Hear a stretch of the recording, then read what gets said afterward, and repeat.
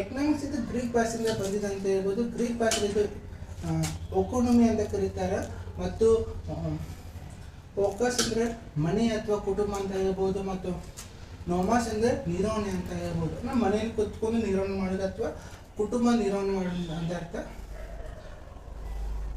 ಅರ್ಥಶಾಸ್ತ್ರ ಪ್ರಾಚೀನ ಗ್ರೀಕ್ ಭಾಷೆಯ ಒಕೋನಮಿ ಅನ್ನೋ ಪದದ ಬಂದಿದ್ದು. ಓಕೆ, ಇದು ಓಕಸ್ ಅಥವಾ ನಿಮೋಸ್ ಅನ್ನೋ ಪದನ ಸಂಯೋಜಿತವಾಗಿದೆ. ಸಂಯೋಜಿತ ಮೀನ್ಸ್ ಕೂಡಿಕೊಂಡು ಅಂತ ಹೇಳ್ಬೋದು. ಫೋಕಸ್ ಅಂದರೆ ಕುಟುಂಬ, ಫೋಕಸ್ ಅಂದರೆ ಕುಟುಂಬ ಅಥವಾ ನೋಮಾಸ್ ಅಂದರೆ ನಿರ್ವಹಣೆ ಅಂತ ಅರ್ಥ.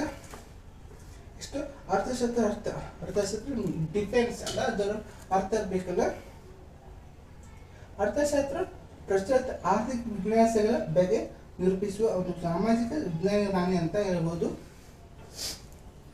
ಅರ್ಥಶಾಸ್ತ್ರ ಸರಕು ಮತ್ತು ಸೇವೆಗಳ ಉತ್ಪಾದನೆ ಮಾಡೋದು, ಹಂಚಿಕೆ ಮಾಡೋದು ಮತ್ತು ಬೆಳಕಿಗೂ ಅಧ್ಯಯನ, ಹೆಂಗೆ ಬೆಳಕು ಮಾಡ್ಬೋದು, ಹೆಂಗೆ ಯೂಸ್ ಮಾಡ್ಕೋಬೇಕು ಒಂದು ಸಂಕ್ಷಿಪ್ತವಾಗಿ ತಿಳಿಸುವ ಒಂದು ಸಮಾಜ ವಿಜ್ಞಾನ ಆಗಿದೆ ಅಂತ ಹೇಳ್ಬೋದು. ಸೂಕ್ಷ್ಮ ಮತ್ತು ಸಮಗ್ರ ಅರ್ಥಶಾಸ್ತ್ರ ಬಗ್ಗೆ ಪದಗಳು ಮೊದಲ ಬಾರಿಗೆ ಬಳಸುವುದು ಯಾರು? Ragnar Fritz. Very important. ಸೂಕ್ಷ್ಮ ಮತ್ತು ಸಮಗ್ರ ಅರ್ಥಶಾಸ್ತ್ರ ಎಂಬ ಪದವನ್ನು ಮೊದಲ ಬಾರಿ ಬಳಸಿದರು ರಾಗ್ನರ್ ಫ್ರಿಟ್ಜ್. ಇವರು 1933 ಹೇಳಿದ್ರು ಅಂತ ಹೇಳ್ಬೋದು. ಇಷ್ಟು 1969 ಅರ್ಥಶಾಸ್ತ್ರ ವಿಷಯದಲ್ಲಿ ಮೊದಲ ಬಾರಿಗೆ ಜಾಂಟಿನ್ ಬರ್ಜಿನ್ ಅವರೊಂದಿಗೆ ನೊಬೆಲ್ ಪ್ರಶಸ್ತಿ ಪಡೆದುಕೊಂಡರು ಅಂತ ಹೇಳ್ಬೋದು.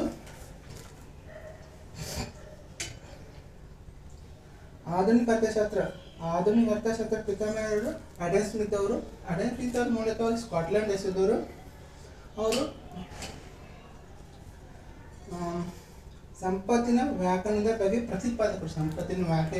ಪ್ರತಿಪಾದಕರಾಗಿದೆ ಅಂತ ಹೇಳ್ಬೋದು. ಅವರು ಮುಖ್ಯವಾಗಿ ಅಡಮ್ ಸ್ಮಿತ್ ಅವ್ರ ಮುಖ್ಯ ಕೃತಿಗಳು ಯಾವಂದ್ರೆ An inquiry into the nature and cases of the wealth of nation, the theory of moral sentiment ಅವರ ಕೃತಿಯಾಗಿತ್ತು ಅಂತ ಹೇಳ್ಬೋದು. ಬಂಡವಾಳಶಾಹಿ ಅಥವಾ ಆಧುನಿಕ ಅರ್ಥಶಾಸ್ತ್ರ, ಗ್ರಾಮೀಣ ಯೋಜನೆ, ಮಾರುಕಟ್ಟೆ, ಅಗೋಚರ ಹಸ್ತ ತೆರಿಗೆ ತತ್ವಗಳು, ಆಧುನಿಕ ಮಾರುಕಟ್ಟೆ ಎಂಬ ಪರಿಕಲ್ಪನೆ ಕೊಡುಗೆ ನೀಡಿದೆ ಅಂತ ಹೇಳ್ಬೋದು.